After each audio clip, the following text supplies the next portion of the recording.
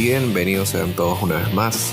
Un episodio nuevo de podcast es Una Noche de Cine, acompañado como ya es costumbre de la pareja Salazar y de Luis Barqui Hernández. Hoy toca The Northman, una película que hay que verla para disfrutarla. Comenzamos.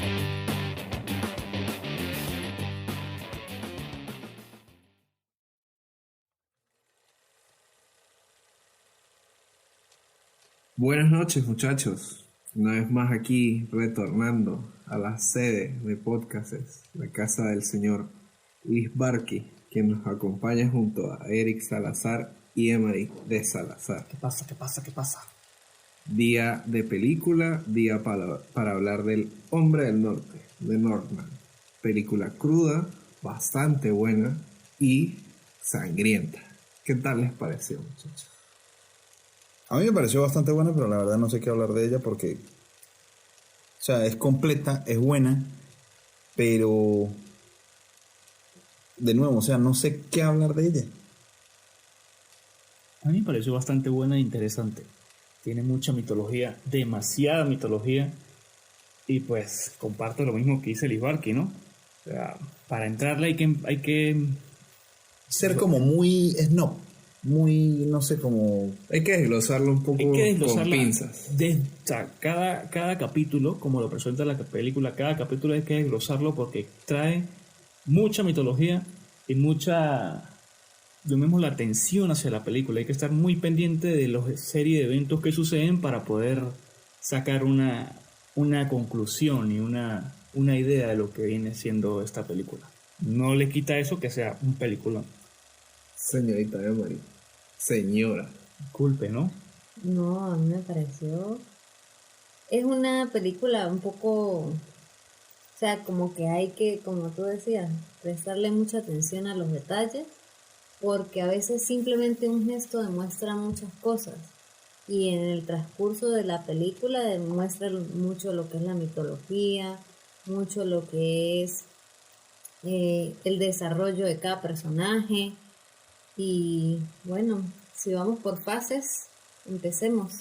Por mi parte, la película me parece sumamente interesante.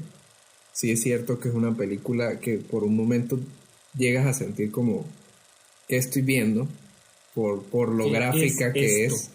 Pero eso me lleva a, por lo menos, la idea inicial de la película. Hay que entender que esta película es de Robert Eggers, quien viene haciendo una especie nueva de cine de terror. Es un cine que quizás si ves la película de primera mano no piensas que es una película de terror o no la asocias al terror. Pero de cierta manera lo que el mismo director dice es que sus películas apelan al terror visual con una historia. No solo mostrar sangre por mostrar, sino que sea significativa la sangre Ni que se derrama. susto por asustar, Ni el susto por típico asustar. cliché de los sustos. Y me parece que lo primero que rescato yo de esta película es que cruda era la vida medieval del ser humano. Sí, no. O sea, hay muchas cosas que uno dice y esto era así. Esto en verdad era así. Cosas que no serían ni medianamente, llamémoslo, aceptable o se pudiera ver en la actualidad. A mí me llama mucho la atención, es por lo menos empezando desde el mero principio, cuando se da la primera batalla. Ya el personaje principal crece, pasa lo que pasa, cuando se convierte en un oso lobo y atacan a esta aldea. O sea, no escatima la escena en maquillar las cosas. Obviamente incluso uno se puede colocar en la piel de las mujeres, porque claramente iban a ser esclavizadas, claramente iban a ser sodomizadas, ultrajadas, violadas, como lo quiera llamar. Y uno inmediatamente empatiza con toda la cantidad de personajes femeninos que hay. Pero entrando un poco más en la batalla, es esa manera cruda de mostrarla y directa. O sea, no escatima en que el espectador quede inmerso en lo que es la acción. Quisiera saber qué categoría es esta película. ¿Hasta qué punto está? Junto a todas las de Eggers, que es La Bruja y El Faro, han sido catalogadas incluso hasta por el mismo Festival de Cannes como terror indie o una especie más independiente del terror. O sea, es contar la historia y en parte de la historia es como mostrar lo terrorífico que puede llegar a ser el ser humano sin necesidad de agregarle más. Exacto, no es un terror, No es un terror en el sentido literal. sino es la crudeza y el miedo que representa la crueldad en la que representan O en sea, la es el película. terror de la realidad humana. Tal cual, ahí das en el clavo porque Eggers, una de las cosas que le gusta transmitir es como ese dicho que tienen todos los abuelos de no le temas a los muertos sino a los vivos. Ajá. Porque el ser humano tiene facetas en las cuales puede llegar a ser muy cruda. En el caso de la bruja, pues él mostraba todo lo que era la cacería, incluso haciendo la analogía con el machismo de la época, donde se exterminaron tantas mujeres por el hecho de ser brujas. En El Faro muestra la locura, el extremo que llega al ser humano cuando llega a la locura. Y creo que en esta película lo que más intenta mostrar es cómo o por lo menos yo lo veo así, toda la trama que tienen los reinados y los reinados que tuvieron a lo largo de la historia y cómo justificaron tantas masacres por luchas que al fin y al cabo fueron más familiares que nada. Luchas de poder que no tenían nada que Fue ver con el innecesario. resto de personas que mueren. Sí, Eso porque- casi siempre yo lo he visto como era antes, en un aspecto general, la mitología griega, donde estaban los dioses en el Olimpo y los mortales a qué optaban, a tener una vida digna y sin importar qué tan bueno o malo fuesen, iban al inframundo.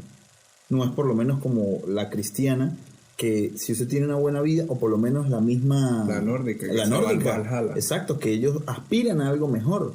Entonces, la vida medieval es como una analogía de eso mismo. Si usted no era rey, era un plebeyo. Y bueno, si tiene suerte, opta a ser, no sé, alguien parte de la corte. Pero como pasó en la película, que por una acción él tiene le dan unos ciertos beneficios. ajá, exacto. Pero nunca va a dejar de ser un esclavo y nunca va a tener exacto. su libertad, pero simplemente pues vive un poco más cómodo. Exactamente. A mí me gustó sobre todo el detalle del realismo en la trama. Porque la trama no solo es realista con el tema de la crudeza, sino también nunca la trama se coloca en una posición donde uno sienta o vaya a esperar un final feliz, donde Hamlet se iba a ir con el personaje de Anna Taylor-Joy, iban a tener a su familia. En ningún momento uno siente esa vibra. Uno siente que se avecina un final acorde a algo que intenta plasmar una realidad. Y en lo personal el papel de la mamá me parece No, Es el mejor para mí. es el mejor. espectacular. Es una bruja, esa mujer es una bruja. O sea, toca hasta temas de incesto, Que era muy común. que eran muy comunes para la época, porque lo hace recalcar en la película que no importaba cómo, simplemente mantenerse en un estatus de rey o de reina. Se podía llegar se podía llegar a recurrir a cualquier acto. O sea, no era impune esas Que la mujer era necesidades. una manipuladora.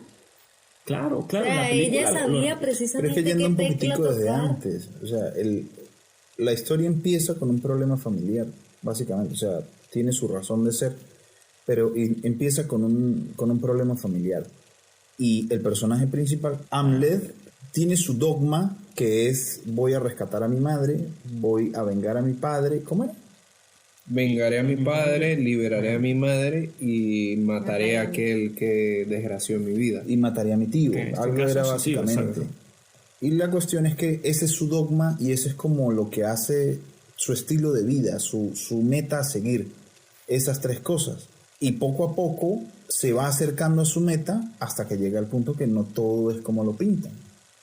De que no necesariamente usted por hacer algo, digamos, bueno, lo va a poder conseguir. Siempre hay trabas y eso me gusta porque también como mencionó Luis, o sea, es un aspecto muy humano. De que no todos los sueños se cumplen. O sea, el mundo también está construido a bases de fracasos. Lo que pasa es que pues esas como no son las historias bonitas, pues no se cuentan. Y bueno, y sumando un poco el tema del inicio de la película a lo que ya hemos tocado, que es la parte real, la película dentro de su realidad también tiene una parte de fantasía que termina de resaltar la película y empezando introduciendo un personaje interpretado por William Dafoe Que de no sé la nuevo, verdad si eso termina de alguna manera opacando lo que es la película, porque uno está acostumbrado a ver profecías dentro de una película, pero resulta que esta profecía sí rige la película. Claro. Resulta que sí se termina cumpliendo. Está es en manos del protagonista hacerla a cabo, pero no, ya no, o sea, uno se atiene a la profecía y ya nos contaron la película. Bueno, la parte que yo sí le doy a favor a la película es el hecho de que, aunque te mezclan con cosas de fantasía, de cierto modo también tú sientes como que son aspectos de las alucinaciones del mismo personaje. Entonces como que no te dejan claro como que esto está pasando realmente Exactamente. o sobre todo en la parte en que le quita la espada al cadáver, que esa pelea me parece Sí, muy brutal. buena. Muy buena. Brutal. Es que en realidad uno no sabe, y es igual que la película de la bruja, en realidad no sabes cuánto es realidad, cuánto es ficción, cuánto es imaginación, y te dejan un punto donde no sabes o sea, si se realiza o se ejecuta la película, es a través de ese sueño o de esa idea donde voy a cumplir lo que prometí, lo que juré, o simplemente es que es realidad. Es que Es que a ese punto voy, o sea, lleva a que esa acción o ese evento en la película, valga la redundancia, se filme de la misma forma como si estuviera ocurriendo normalmente, porque estamos acostumbrados a que cuando es una epifanía, que la hacen recalcar, ¿no? Que hacen que uno sepa que esto está ocurriendo, pero en este caso no. Cambia o el filtro de la cámara o la luz de alguna manera, pero en este sí en este incluso por los cortes de cámara uno siente precisamente que es que él está alucinando. Exactamente, pero no, o sea, son eventos que están ocurriendo, pero después vemos que son alucinaciones o visiones. Avanzando un poco más en la película, otra cosa que recalco es el personaje de Anna Taylor-Joy, que regresa con este director y vuelve a ser a una hechicera. Y me parece que el cómo ellos comienzan a unirse para noche tras noche atormentar al pueblo del tío de... Qué buena de Elmir, tormentada se pegaron. es demasiado muy buena. Maquiavelo, me encanta. cuando llegan a la parte de los hongos. Es muy buena. Es muy bueno. ¿Qué es lo que pasa, o por lo menos a mí me ocurre con el personaje de Anya Taylor-Joy?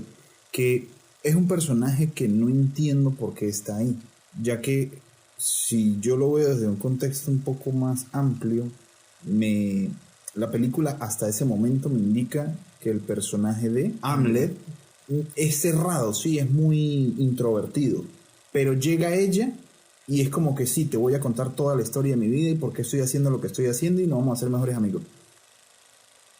No critico ese hecho, pero me hace un poco de ruido es que sea precisamente con ella. Y que ella también, pues digamos, tiene metas similares y lo termina ayudando de manera muy conveniente y precisa a lo que él necesita. Por ejemplo, la parte de los hongos. Es la parte de la trama donde obviamente tiene que haber un punto de inflexión y pues ella lo es. Porque es la parte, llamémosla la parte humana o sensible de que Hamlet no tenía, porque su infancia, llamémoslo... Claro, infancia, pero es su que no, adultez, digamos, el progreso en su relación no va como tal de esa manera, Sí, de eso manera sí, progresiva. sí, de verlo en lunar a la película, yo digo a lo mismo. Yo siento que la relación de Hamlet con Olga, que es el personaje de Anna Taylor-Joy, es como de que pasan de nada a yo te rescataré y seré el hombre de tu vida, y es como que, o sea, como él está en plano desde el Apresurado. punto de vista emocional, uno no siente como que haya ese... Pero sí siento que hasta cierto punto se puede justificar en el hecho de que la necesitaba y que la escuchó desde Sí, el barco, totalmente. que era una hechicera y que sabía de hierbas y tal. Es que en la premonición que él tiene, él dice que en ese instante dice que una bruja será de tu ayuda. Y él llega y en el barco cuando van en ese viaje, la primera que se consigue es a ella y se dice que es una bruja. Entonces, ¿cuál es su lógica? Necesito a esta persona. Esta es quien me va a llevar a ese punto. Pero es que una de las primeras cosas que le dice ella es, si realmente quieres hacerte pasar por un esclavo, quita de tus ojos la astucia y ya. De ahí empieza todo. Entonces ahí es donde, no es que esté mal, porque lo que dice Eri tiene razón, debe haber un personaje que guía al principal, en este caso pues es Olga. Lo que pasa es que, de nuevo, lo que dice Luis dio ahí bien la acotación, el personaje emocional es muy plano. Entonces, de nuevo, no le digo nada a nadie, pero con ella se lo digo todo, de una manera muy rápida. Pero, o sea, no es que esté mal, de nuevo, no es que esté mal, pero me hace un poco de ruido. Porque como que no, las cosas no ocurren de esa manera, para lo realista que busca hacer la película. yendo a las muertes que causó Olga con su hongo, me parece que la muerte más satisfactoria, y esto habla de la buena actuación con todo y que tiene muy poco tiempo en cámara o muy poco protagonismo en la película, es el fallecimiento de uno de los hijos de su tío, Thorir, que se hace odiar. Me parece que la muerte de Thorir es de las más satisfactorias. Sí, claro, totalmente. Reivindica el buen CGI de la película, que es muy bueno. No, y el personaje de por sí es bueno, como se lo mencionó, o no sé si lo mencionó, no sé. Se hace odiar. Cae mal, y con el poco tiempo que tiene en pantalla como protagonista, Porque dan el clavo con su interpretación, que es como: yo soy el hijo del rey, entonces yo estoy por encima suyo y usted es nadie. Inmediatamente ya uno captura que... Y cuando matan a los amigos. No, es que las muertes son... Es que a ese punto ya muy podemos bien hacer una hechas. escala de muertes. O sea, son muy Pero buenas las YouTube escenas. no nos va a dejar. Exactamente. No, de hecho no me nos gustó. multes por ahora. De hecho, me gustó mucho el que él, cuando ofrece el corazón de Thorir por la vida de Olga, él se lance y lo dobleguen. Yo dije, no, por favor, que la película va muy bien dentro de lo real como para que él de verdad saque su Power Ranger interno Sí, y no, los no. acabe a todos. Sí, exacto. Me gustó que él cayera en esa parte. Pero es que, bueno, en ese punto yo no es que difiera, pero es un mercenario. O sea, llegó y acabó con un pueblo. No solo, pero llegó y acabó con un pueblo. Llegaba y desgarraba y destruía hombres. Lo que pasa es que por lo menos esa parte yo se la compro al personaje, porque muestran desde la primera batalla, ya cuando él es un adulto, que tiene esa capacidad. Porque si vamos al caso, cuando estaba en este grupo, él fue el primero que se lanza. Y el primero que rompe líneas, el primero que rompe las defensas del enemigo y acaba con suficiente gente. Y por eso tiene la posición que tiene también dentro del grupo. Entonces, se nota que tiene, obviamente, el físico queda brutalmente claro, pero sobre todo el entrenamiento. Ujú. Es que por eso es un oso lobo, porque al fin y al cabo él viene de la casa del rey cuervo, que eran osos, y por eso la escena que vi, el ritual, porque en la mitología nórdica cada casa real se identificaba con un animal salvaje. Y en este caso ellos el rey cuervo se identificaba con los osos, por eso la ceremonia que tiene con el personaje de William Dafoe. Y al llegar a la manada esta que usan a los lobos y usan las pieles de los lobos, pues se vuelve un oso lobo. Y es muy, muy cruda la representación de la cultura nórdica en ese caso. Bueno, en cuestión a ese mismo instante donde él es doblegado, también está el punto donde él ve cuando esta chica se va y huye.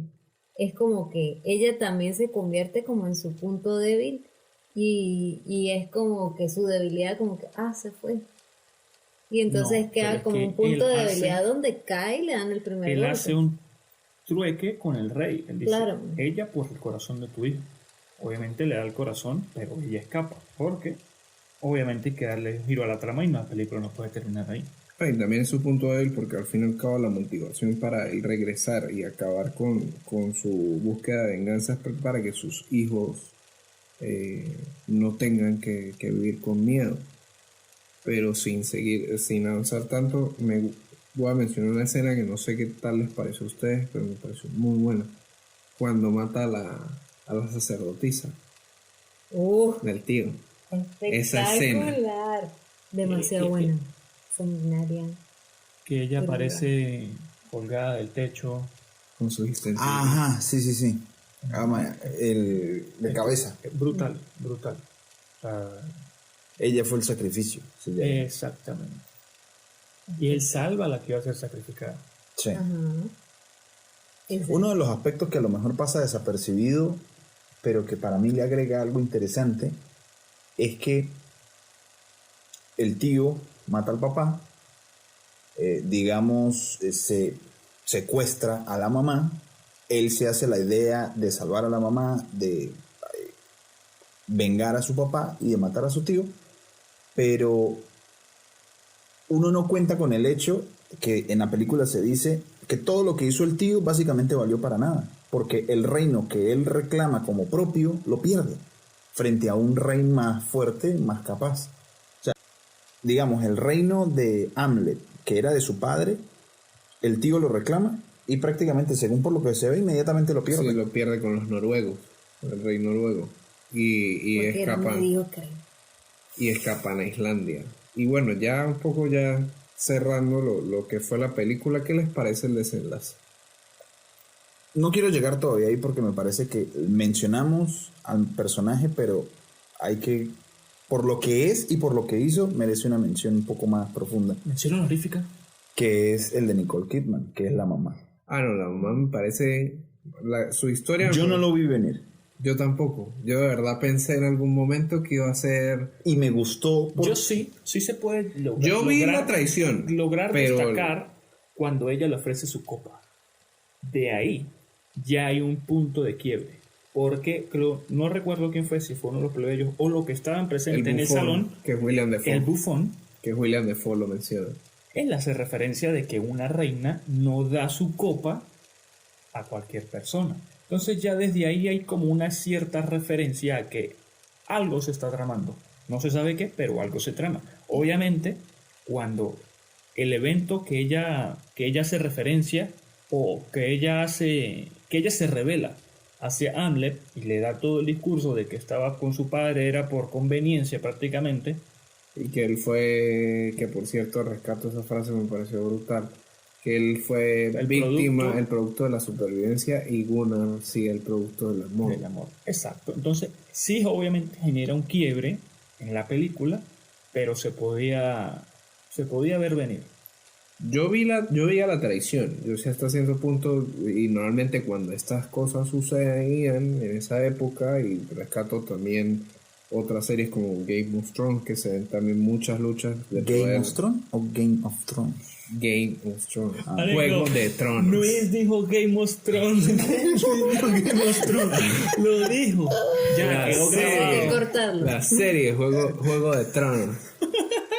La del Game of Thrones. Que tiene muchas luchas de poder. Es muy común las traiciones y normalmente siempre hay alguien. Nótese que todos estamos contando la red.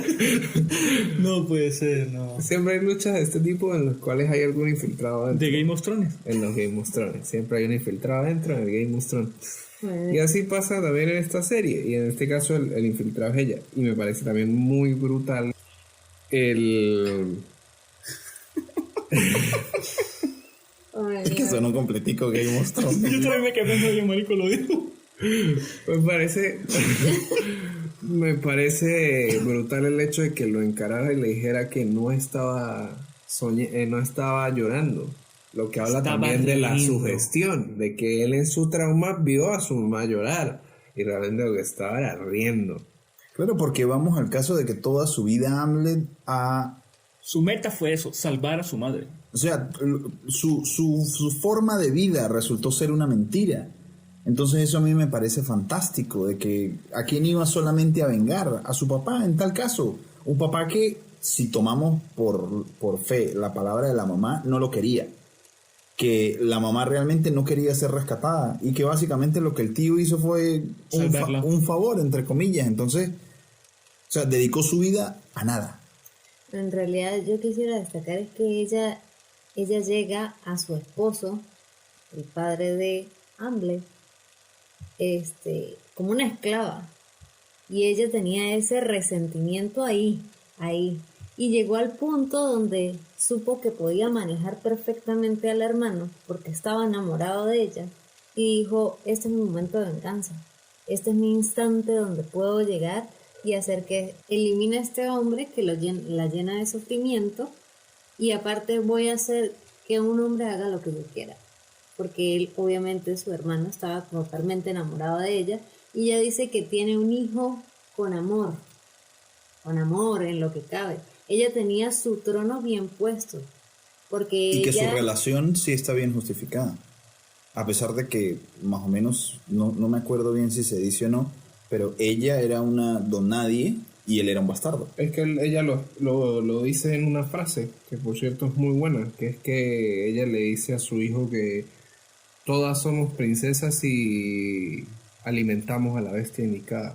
Y bueno, avanzando ya ahora sí hacia el final, ¿qué tal les pareció la conclusión? Me gustó, a mí me gustó, porque cierra la trama, termina siendo real, un final dentro de toda la parafernalia que tiene. Me gustó mucho la aparición de la Valquiria llevándolo hacia el Valhalla. Sí, claro.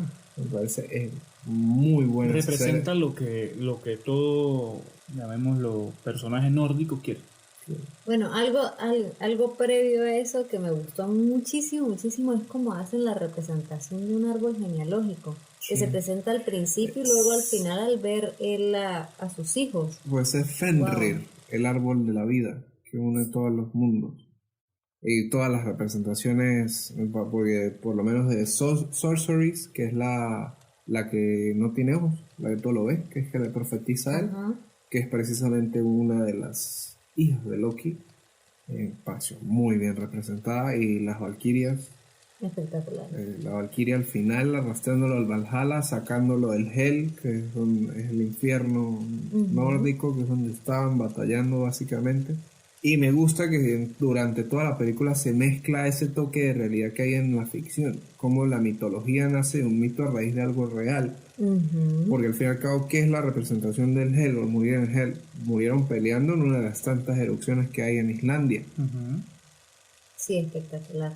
Los fantasmas que atormentaban a los guerreros de su tío, al fin y al cabo eran drogas, eran alucinógenos. Exactamente. Entonces me gusta porque la película sí deja en claro que todas estas cosas pasaban y era por esto que se les daba cierta connotación teológica. Es la realidad dentro de la mitología.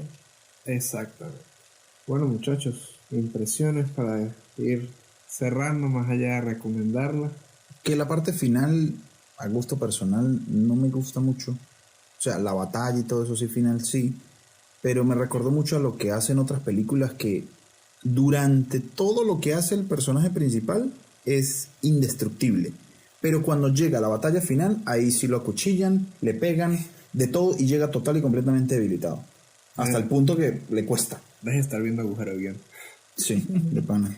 Pero es que se demuestra, porque él llega su madre lo golpea con la espada, su hermano Lo apuñaló. lo varias veces. apuñala no una vez, sino como 10 veces.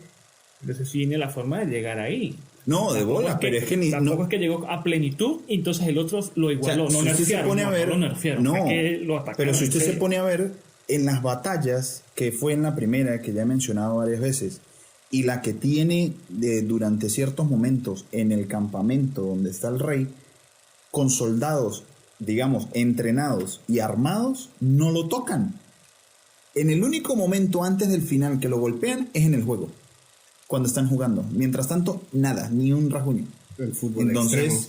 eso es lo que me hace ruido, porque en una escena o en una situación intrascendente, digamos, en cuanto a la historia, pues ahí es donde sí lo debilitan, ¿sí? Pero en situaciones importantes donde lo pueden cortar o algo por el estilo, no pasa nada. Claro, pero cabe destacar quiénes son los que la debilitan. Él dijo, nunca jamás le haría daño a mi mamá porque es una mujer, ¿sí? O sea, no le haría daño a ella. ¿Quiénes lo debilitan? Ella y quién es su medio hermano. O sea, ese es el meollo del asunto. No lo debilita Sí, porque cualquiera. él tampoco quería matarlo. Él le decía a Olga que se lo llevaría con él. Termina asesinándolo por circunstancias de defensa personal. Mi impresión final es una película muy buena. Simplemente que hay que prestar mucha atención y hacer esto, conversarla para llegar y entender muchas situaciones que se dan en la película. Pero es muy buena, es interesante, diferente. Bueno, cerrando, nada más que agregar, es una película para verla. Una película que quizás no es la más conversable desde el punto de vista de desglosarla parte a parte, sino hay que vivir la experiencia y darse la oportunidad de verla, porque de verdad es muy buena. Una película bastante interesante, de un muy buen director. Y nada, que tengan la oportunidad de combatir en el Hell y ascender al Valhalla, escoltados por Valkyria, pero que sea la de Marvel. Hasta luego. Chau, chau. Que estén Chao. bien. Hasta luego.